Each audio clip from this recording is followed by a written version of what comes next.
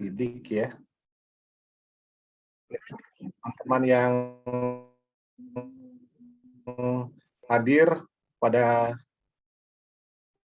ruang classroom ini ya, atau Zoom meeting ini ya, saya ucapkan Assalamualaikum. Silahkan kepada Saudara Muhammad Rifki Asidik untuk mempresentasikan laporan kerja prakteknya yang berjudul Analisis Pemasaran Usaha Mikro Kecil Menengah UMKM di Dinas Perdagangan dan Perindustrian Kabupaten Bandung. Untuk waktu dan tempat saya persilahkan. Ya, mangga. Assalamualaikum warahmatullahi wabarakatuh. Waalaikumsalam warahmatullahi wabarakatuh. Bismillahirrahmanirrahim. Alhamdulillahirabbil alamin. Wa bihi nasta'inu ala umuri dunya waddin wa ala alihi wa sahbihi ajmain. Salam sejahtera untuk kita semua. Mari kita panjatkan puji dan syukur atas nikmat yang Allah berikan. Tak lupa salawat serta salam mari kita curah limpahkan kepada baginda Rasulullah Muhammad SAW.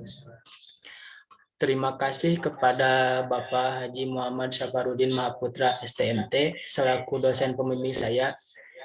Terima kasih kepada Bapak Insinyur Iwan Satrio Nugroho MM selaku dosen penguji, dan terima kasih kepada moderator yang telah memandu jalannya seminar kerja praktek ini dari awal sampai akhir. Ya, saya potong sebentar ya Pak, kepada Muhammad Rifki Asidik, waktunya antara 15 sampai maksimal 20 menit ya. Tolong yang hal-hal yang penting saja yang dijelaskan ya. Enggak, lanjut. Baik, Pak.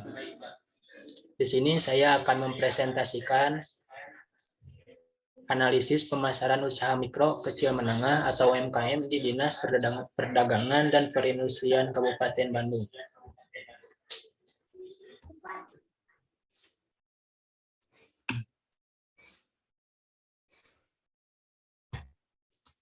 Di sini terdiri dari bab 1, bab 2, bab 3, bab 4, bab 5. Sebab 1, pendahuluan. Pemasaran industri merupakan rencana pemasaran yang digunakan satu bisnis untuk menjual produk atau layanan industri ke bisnis lain untuk menghasilkan prospek. Nah, di Dinas Perindustrian dan Perdagangan Kabupaten Bandung, di bidang pengembangan, perdagangan, dan pengendalian bahan pokok atau P3BP, memfasilitasi UMKM yang ada di Kabupaten Bandung untuk lebih memajukan usahanya. Fasilitas tersebut berupa pameran, sosialisasi, pendanaan, dan lain sebagainya. Di sini ada rumusan masalah. Yang pertama, apa tugas pemasaran dalam negeri di bidang P3BP? Yang kedua, sistem dan dokumen apa saja yang digunakan? Lalu yang ketiga, bagaimana implementasi ilmu teknik industri di bidang P3BP? Ini ada pembatasan masalah juga. Kegiatan yang diobservasi hanya di pemasaran dalam negeri, tidak menjelaskan secara spesifik tentang semua sistem online yang digunakan, kendala yang dialami atau yang dilakukan operator dalam pekerjaan. Tujuannya, khususnya pemasaran dalam negeri di Disperdagin Kabupaten Bandung, mengetahui apa pekerjaan di bidang pengembangan, perdagangan, dan pengendalian bahan pokok atau P3BP. Lalu mengetahui fasilitas dan dokumen apa saja yang digunakan pada bidang pengembangan, perdagangan, dan pengendalian bahan pokok di Disperdagin Kabupaten Bandung. Lalu mengetahui cara memasarkan usaha mikro kecil menengah atau UMKM yang ada di Kabupaten Bandung. Nah, manfaatnya hasil laporan, saya berharap hasil laporan kerja praktek ini memberi manfaat bagi dinas terkait dan juga sebagai sumber informasi maupun referensi bagi penyelesaian karya tulis ilmiah untuk selanjutnya. Sini bab 2, pengertian pemasaran. Pemasaran berbicara mengenai pemasaran. Adapun hal-hal tersebut diantaranya adalah keinginan, kebutuhan, permintaan, pertukaran atau transaksi dan pasar. Dari banyak hal menyebabkan timbulnya pemasaran tersebut, menyebabkan banyak ahli dalam bidang pemasaran yang telah memberikan definisi yang berbeda mengenai pemasaran. Namun pada dasarnya pandangan mereka terhadap pemasaran tetap sama. Di sini ada konsep pemasaran bagi perusahaan atau instansi yang telah memahami bahwa pemasaran merupakan faktor penting untuk mencapai kesuksesan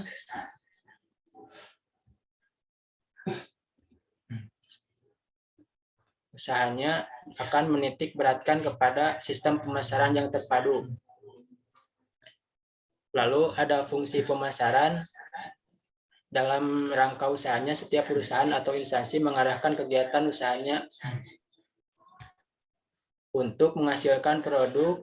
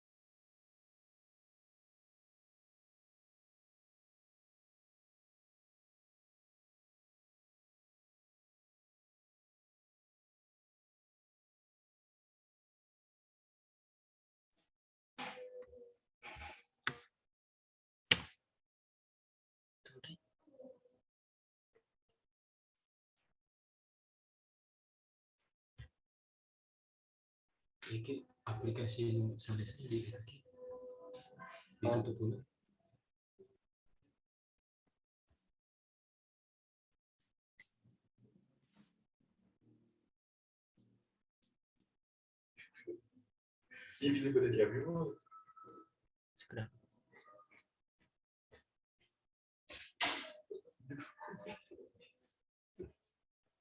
Bukan.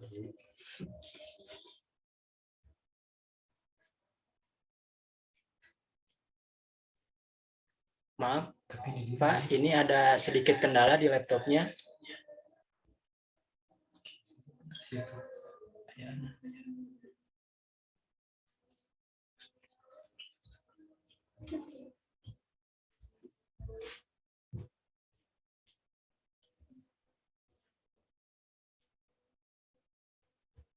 Oh, dua itu.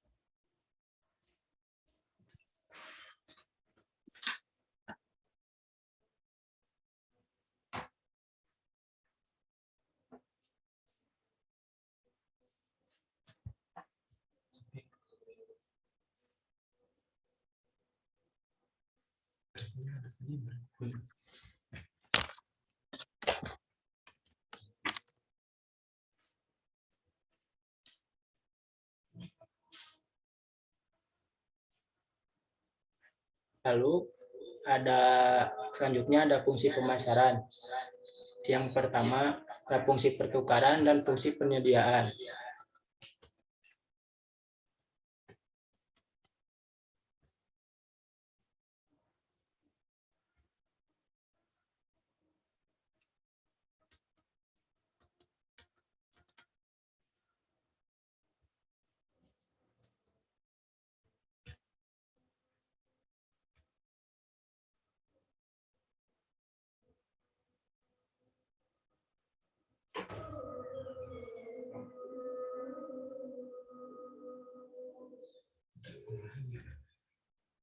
Nah, apa laptopnya? Ini Pak, layarnya tiba-tiba mati Pak.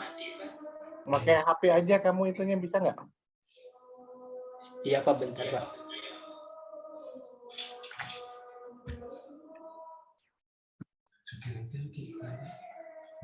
Gitu.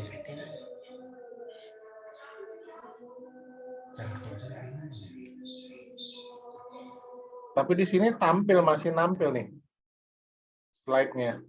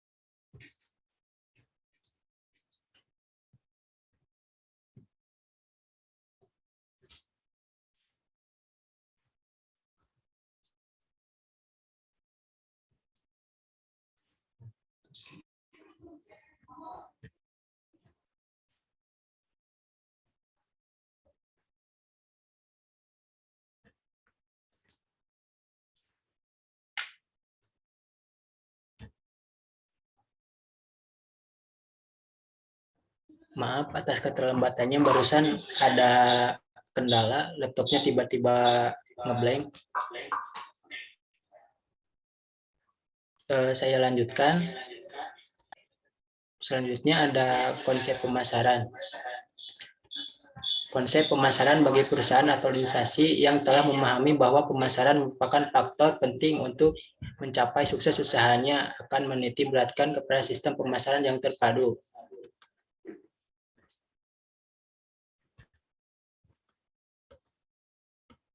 Yang fungsi pemasaran ada dua, yaitu fungsi pertukaran dan fungsi penyediaan.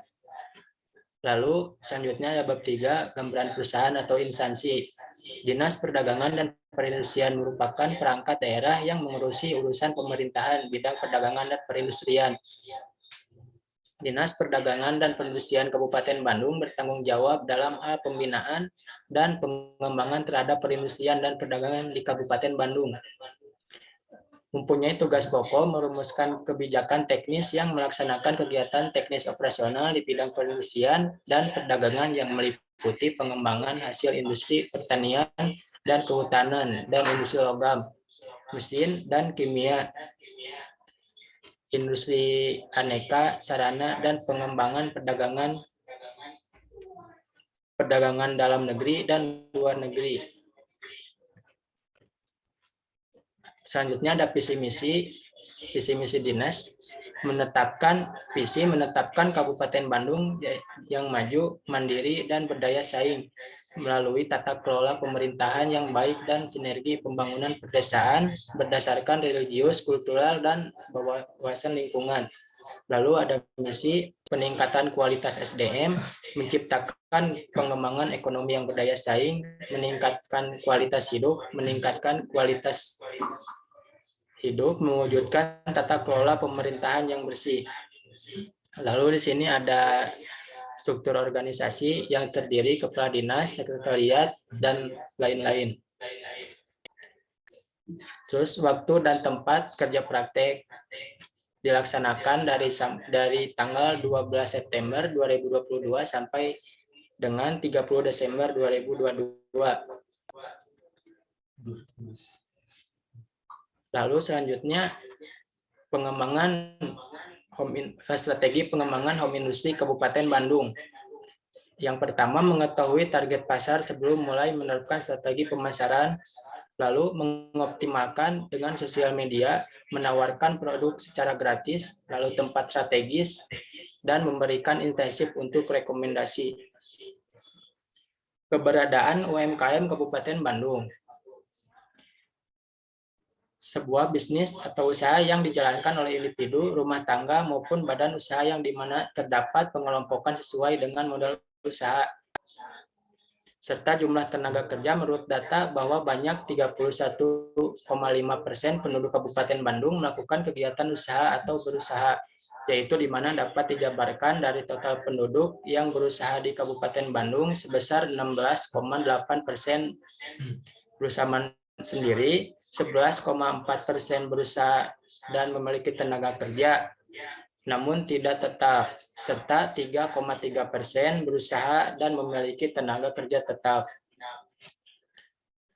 Nah, ini jumlah tenaga kerja UMKM di Kabupaten Bandung, di mana usaha mikro kecil di Kabupaten Bandung memiliki total penyerapan tenaga kerja sebesar 7,91%.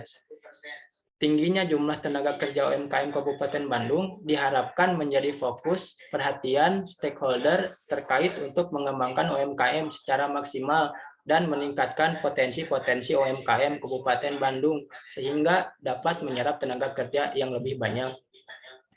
Lalu ada tingkat pendidikan pelaku UMKM Kabupaten Bandung. Grafik menunjukkan tingkat pendidikan penduduk Kabupaten Bandung yang merupakan pelaku UMKM di mana pelaku UMKM dengan tingkat pendidikan sekolah menengah atas SMA memiliki jumlah terbanyak sebesar 48,1%.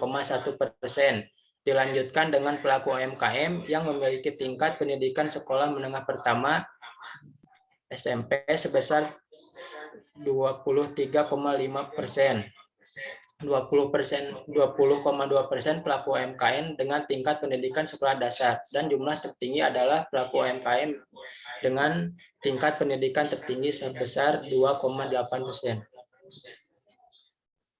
Lalu konsep pengembangan UMKM Kabupaten Bandung. Pengembangan UMKM Kabupaten Bandung tidak luput dari permasalahan-permasalahan yang dihadapi para pelaku UMKM di Kabupaten Bandung. Penyelesaian permasalahan tersebut diharapkan dapat diselesaikan dengan penetapan konsep Pentahelik yang melakukan kolaborasi antara pemangku kepentingan. Lalu ada juga kendala yang dihadapi untuk pelaku UMKM. UMKM di Kabupaten Bandung memiliki beberapa permasalahan dan tantangan yang dihadapi. Permasalahan dan tantangan utama tersebut adalah permasalahan dalam informasi dan penataan UMKM, pendanaan, legalitas, dan sertifikasi sumber daya manusia, hingga permasalahan pemasaran yang harus dihadapi oleh UMKM Kabupaten Bandung. Nah, ini ada dokumentasi di pameran. Ini salah satu pelaku UMKM Kabupaten Bandung. Di sini ada produk aksesoris dan batik. Ini dalam wawancara bersama salah satu pemilik UMKM Kabupaten Bandung. Lalu bab 5 penutup. Setelah melaksanakan kerja praktek selama 4 bulan kerja di Dinas Perdagangan dan Perindustrian pada bidang pemasaran, mahasiswa magang mendapat pengetahuan dan pengalaman mengenai dunia kerja nyata dari kuliah kerja praktek yang dilaksanakan oleh mahasiswa tersebut, sehingga mahasiswa atau saya dapat memahami berbagai karakteristik dari setiap orang yang ada di instansi, di mana instansi yang dijadikan sebagai tempat KP juga selalu melibatkan orang banyak, seperti acara pendampingan dan sosialisasi bagi industri kecil menengah, pendampingan pembuatan merek, dan juga penyaluran alat bantuan yang diberikan kepada UMKM yang ada di wilayah Kabupaten Bandung. Lalu ada saran. Berdasarkan apa yang telah saya lalui, yang pertama, di Dinas Perdagangan dan Perindustrian sudah bekerja keras melakukan yang terbaik untuk memberikan kinerja yang baik. Lalu evaluasi kinerja pegawai seharusnya dilakukan per minggu untuk memberikan reward di akhir bulan sebagai motivasi kinerja pegawai. Sekian presentasi saya. Terima kasih, Pak. Ya, baik. Baik, terima kasih atas penyampaian presentasi kerja prakteknya ya. Untuk selanjutnya, saya persilahkan untuk Pak Iwan selaku penguji kerja praktek atas nama Muhammad Rifki Asidik untuk bisa memberikan masukan, memberikan motivasi atau sebagainya yang bisa untuk memperbaikan dari pelaporan kerja praktek ini. Dan tempat saya persilahkan kepada Bapak Iwan Satrion untuk Pak untuk. Ya, makasih atas waktunya kepada dosen pembimbing Bapak Syafarudin Putra STMT. Ya, dari Rifki Asidik ya. Saya nggak bisa banyak ini karena sebenarnya saya lihat tidak banyak informasi yang bisa kita dapatkan ya, karena informasi yang tadi ditampilkan judul saja kalau mau jujur ya itu banyak kita dapatkan di internet. Jadi praktis tidak ada informasi mengenai kerja praktek. Jadi gini teman-temannya, kerja praktek ini sebenarnya kan saling sharing ilmu ya, saling sharing pengalaman supaya, karena dari kami sendiri dari dosen tidak mungkin menguasai semua ilmu, itu mustahil lah dilaksanakan. Makanya ada namanya fakultas. Fakultas itu dikata fakultatif ya. Fakultatif artinya bagian-bagian. Ini nggak mungkin, kalau universitas kan namanya university dari kata universal. Kalau universal itu artinya entire ya, keseluruhan. universitas atau yang universal itu dibagi ke fakultatif. Nah itu, nah mungkin kita menguasai semuanya, karena itu kita butuh ilmu dari teman-teman. Jadi harapan saya, dan saya yakin harapan dosen-dosen dan tentu juga harapan teman semua, kita mendapatkan informasi yang sangat dalam ya tentang kerja praktik ini, 5W1H apa yang dilaksanakan, di mana dilaksanakan, bagaimana melaksanakannya, kapan dilaksanakannya, dan hasilnya seperti apa, kemudian perbaikannya seperti apa. Nah itu secara teknis, praktis itu informasi kita dapatkan ya. Kalau bicara mengenai konten ya, jadi ke depan harus membuat rangkuman dari logbook ya. Ya hari ini kita mengerjakan apa. Nah, mengerjakan apanya yang 5W1H, mengerjakan apa, di mana, kapan, bagaimana, kemudian menggunakan peralatan apa, tujuannya untuk apa, dan dokumentasinya, kelebihan kekurangannya apa, target kerjanya hari ini apa, dapatnya apa gitu. Kalau setiap hari itu logbook diisi, kita bisa, dan itu diisi secara teknis ya, jangan diisi secara teoritis. Itu kalau teoritis kan kita bisa dapat dari bukunya dosen, dan bisa dapatkan dari internet ya. Hal-hal yang tidak ada di internet lah itu, kalau bayangan saya seperti itu gitu. Tadi yang Rifki bisa belajar dari teman-temannya yang tadi ya, bisa belajar dari Wita tadi, belajar dari apa lagi tadi, Denny ya, Kang Denny itu bisa belajar sama mereka lah, bahwa mereka sudah menampilkan apa yang particularly mereka lakukan betul-betul di kerja praktek gitu. Tentu kalau kekurangan kelebihan pasti ada lah ya, tapi secara umum kita pengennya teknis apa yang betul-betul dilakukan gitu, sampai sedetail mungkin gitu, itu kita bisa tahu gitu. Nah tinggal sisi keilmuan dari teknik industrinya kemudian masuk kan, sehingga warna keilmuan teknik industrinya itu mempengaruhi aspek-aspek teknis yang kita laksanakan gitu kan. Jadi aspek teknisnya dilandasi oleh ilmu teknik industri, nanti imbal baliknya juga hasil kerjanya itu memberikan informasi kepada dosen teknik industri, Pak ini materi yang di dunia industri ini kayak gini loh, sementara Bapak materinya nggak ada mengenai ini, bisa nggak Bapak ke depan materinya ini diberikan, nah gitu. Kita senangnya kayak gitu. Nah kita bukan manusia yang sempurna, kita punya banyak kesalahan ya, dosen juga banyak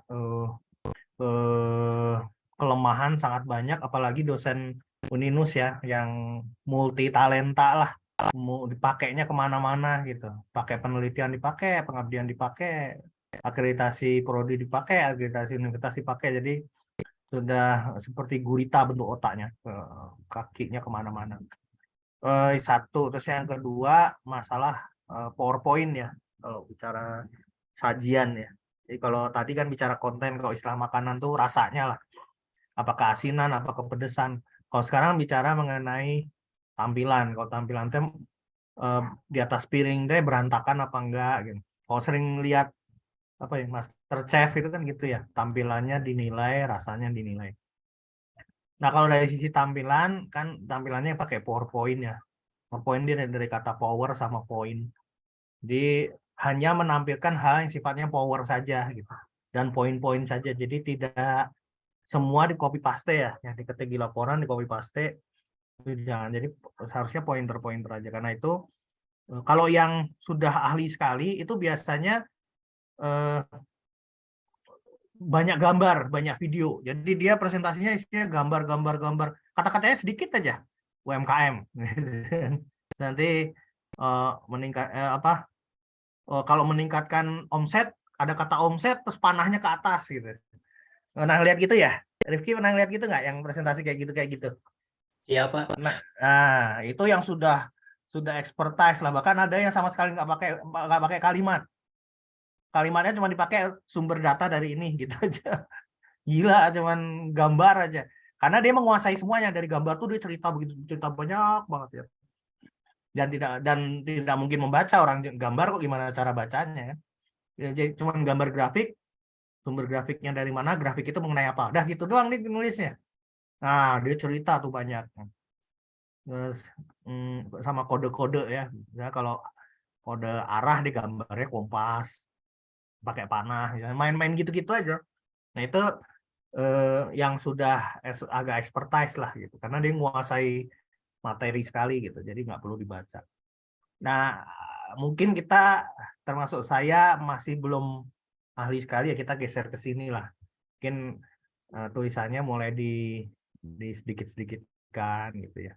Ya tampilan-tampilan. Terus kalau banyak tulisan itu ada tulisan yang di highlight namanya. Highlight itu dikasih warna beda, terus fontnya digedein beda. Misalkan semuanya fontnya 12 kan, tapi ada mau di highlight satu gitu. Itu kata peningkatan kesejahteraan masyarakat, tujuannya misalnya peningkatan kesejahteraan. Nah, kata peningkatan kesejahteraan masyarakat fontnya adalah 16 sendiri dibanding yang lain 12 gitu. Yang lain warnanya hitam, dia warnanya merah sendiri gitu. Biasanya saya suka main-main begitu supaya cantik ya, tampilan cantik. Terus bahwa kita menampilkan itu yang pointer-pointer saja, yang penting-penting saja gitu. Ya mungkin itu aja sih, karena memang ya saya tetap appreciate ya yang Rifki kerjakan, sangat luar biasa bagus, dan kita masing-masing masih sama-sama belajar lah, saya juga sama belajar. Cuman ke depan kalau mau lebih bagus lagi, tolong jangan isinya sesuatu yang kalau teman-teman ahli presentasi, udah ahli presentasi, teman-teman akan menampilkan sesuatu dan menyampaikan sesuatu yang nggak ada di internet. Nah, caranya gimana? Pikir aja gitu. Saya akan menampilkan sesuatu yang di internet nggak ada. Nah, gitu. Apalagi kalau kerja praktek sebenarnya gampang itu. Karena kita menyampaikan sesuatu yang kita kerjakan kan. Dan pasti yang kita kerjakan di internet kemungkinan besar nggak ada kan. Ya kayak kita menganalisis data penjualan di Kabupaten Sumedang misalnya. Atau tadi Kabupaten Bandung ya. Misalkan menganalisis penjualan selama 3 bulan di Kabupaten Bandung misalkan. Penjualan apa? Penjualan sayuran misalnya. Sayuran Bandung Selatan dijual ke Jakarta dan sekitarnya, angkanya sekian. Itu kan di internet nggak ada. Diangkut pakai apa gitu. Nah, hal yang gitu-gitu itu gitu. Nah, challenge-nya teman-teman coba kalau pas lagi TA, pas lagi ini mainnya adalah main video, main gambar-gambar, minimalisir kata-kata ya, huruf-huruf misalnya itu kalau perlu nggak ada aja, ada satu slide yang isinya gambar aja semuanya. Kita cerita ngecapruk aja apa gambar itu ceritanya apa. Ya kita misalnya TA mengenai apa tadi yang Wita tadi ya, mengenai programming di PT Inti misalnya. Mengenai pengadaan 3 alat, pengadaan apa sih namanya, solar cell, solar cell, pengadaan lampu surya, kemudian tenaga surya, kemudian PJU, sama pengadaan untuk elektroniknya. Dia cuma gambar 3 itu aja, cek, terus bawahnya kasih elektronik, solar cell sama. Nah, kita ngecapluk gitu. Gimana nanti dikasih, bahkan kalau yang ahli banget cuman kata, koma, berapa unit, koma, dalam berapa waktu. Nah, dia ngecapruk gitu. Jelasin satu-satu. Nah, kalau yang sudah ya itu expert apa namanya? Challenge-nya harapannya bisa teman-teman bisa seperti itu, terus gambar video, isi link ada videonya. Itu akan bagus lah, menarik gitu. Sama ya meminimalisir sesuatu yang sebenarnya pengetahuan umum kita semua sudah tahu lah gitu. Nah, itu kan seni untuk, ya memang harus belajar sih, saya juga belajar seni untuk mempresentasikan sesuatu, seni untuk, karena itu di abad 21 ini ilmu yang akan memenangkan persaingan adalah yang memiliki kemampuan komunikasi ya. Baik komunikasi yang sebaik mungkin dengan gambar, dengan video, dengan kata-kata, kalimat meyakinkan, persuasif, itu yang akan memenangkan persaingan. Ya, terima kasih ya Rifki, tapi tetap saya appreciate yang dilakukan. Ya, makasih. Assalamualaikum warahmatullahi wabarakatuh. Terima kasih, Pak. Waalaikumsalam warahmatullahi wabarakatuh. Baik, terima kasih Pak Iwan ya atas masukan yang telah disampaikan. Ya memang tadi si Rifki PowerPoint-nya tidak menampilkan secara utuh kegiatan-kegiatan yang telah dilakukan sama Rifki di sana ya. Kalau bisa tadi ditampilkan proses Rifki kegiatannya di sana ngapain aja tuh kan kerja praktek. Jadi kalau data-data mah itu cuman tambahan saja ya. Maksudnya tampilan misalnya kayak Rifki kemarin ke UMKM kegiatannya ngapain aja, presentasinya apa ditampilkan tadi kegiatan-kegiatannya ya. Kalau mungkin tadi presentasinya mungkin kurang kali itu data ininya ya, data slide-nya ya. kurang apanya komunikatif mungkin ya. Mungkin kalau data-data itunya presentasi hasil-hasil kegiatan-kegiatan mungkin di laporannya udah ada ya, tampil ya, Rifki ya. Di laporan nanti di laporan kerja prakteknya ya. Iya, Pak. Nah, di foto-fotonya itu harus ditampilkan ya. Kalau bisa memang dibuat kayak sebangsa video ya kegiatan Rifki di sana itu ngapain aja gitu ya.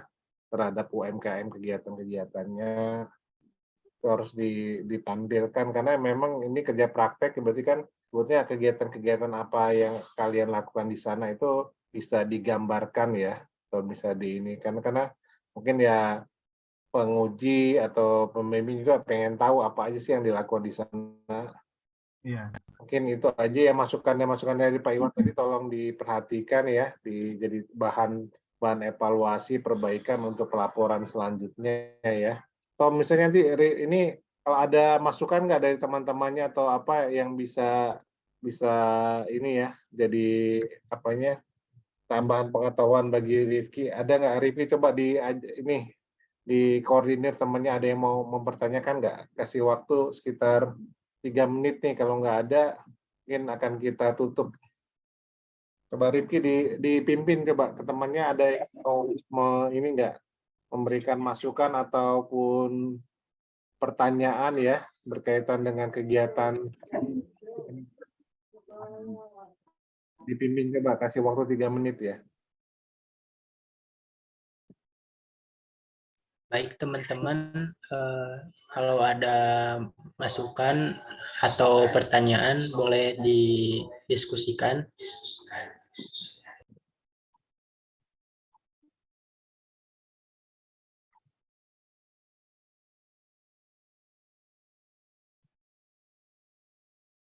Ya itu tadi Karena saya teman-teman sedikit tambah. Teman-teman harus itulah aktif itu.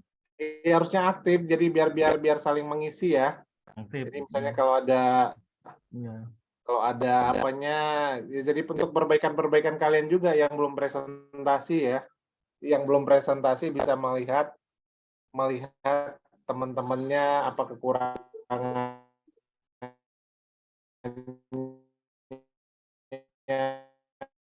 apa yang misalnya untuk apanya kalian masukan kalian untuk gala apa bisa ditanyakan nanti kalau misalnya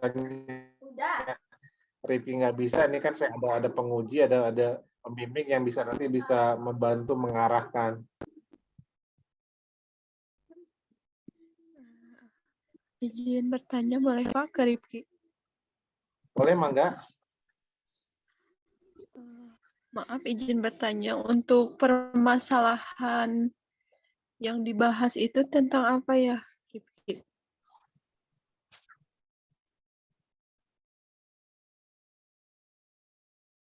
Coba Rifki dijelaskan.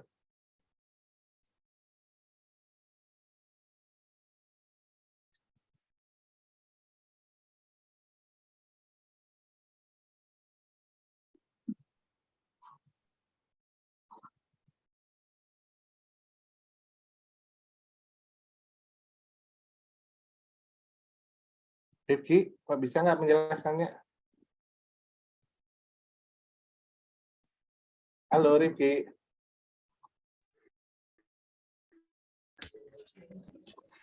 Sama kalau ada permasalahan yang dihadapi ketika mungkin itu aja. Terima kasih. Baik, Pak.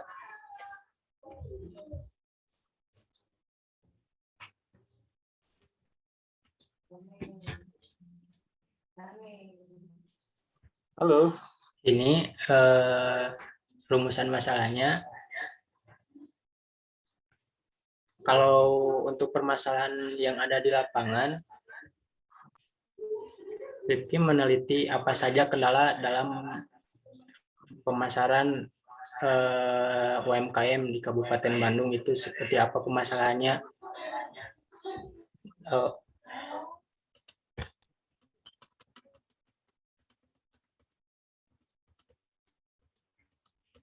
Nah, ini ada kendalanya dan beberapa permasalahan dan tantangan yang dihadapi adalah pendanaan, legalitas dan sertifikasi sumber daya manusia hingga permasalahan pemasaran yang harus dihadapi oleh UMKM di Kabupaten Bandung.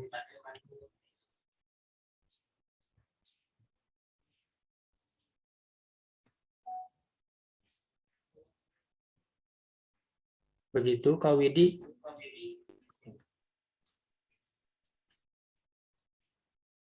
Ya baik, karena waktu sudah ini ya, sudah malam dan lewat ya, mungkin untuk selanjutnya saya serahkan kepada pihak Prodi ya, dalam hal ini Pak Faruk untuk menutupnya. Terima kasih. Saya ucapkan terima kasih kepada Pak Iwan, Muhammad Rika Sidik, dan teman-teman yang hadir pada Zoom online presentasi kerja praktek ini. Terima kasih semuanya. Wassalamualaikum warahmatullahi wabarakatuh. Waalaikumsalam warahmatullahi wabarakatuh. Terima kasih kepada dosen pembimbing Pak Syafarudin Mahaputra yang telah hadir dan juga menjadi ketua seminar dan juga moderator dalam seminar KP hari ini. Terima kasih juga kepada dosen penguji Bapak Iwan Satrio Nugroho yang telah hadir dan bersedia menjadi penguji pada sesi terakhir untuk hari ini.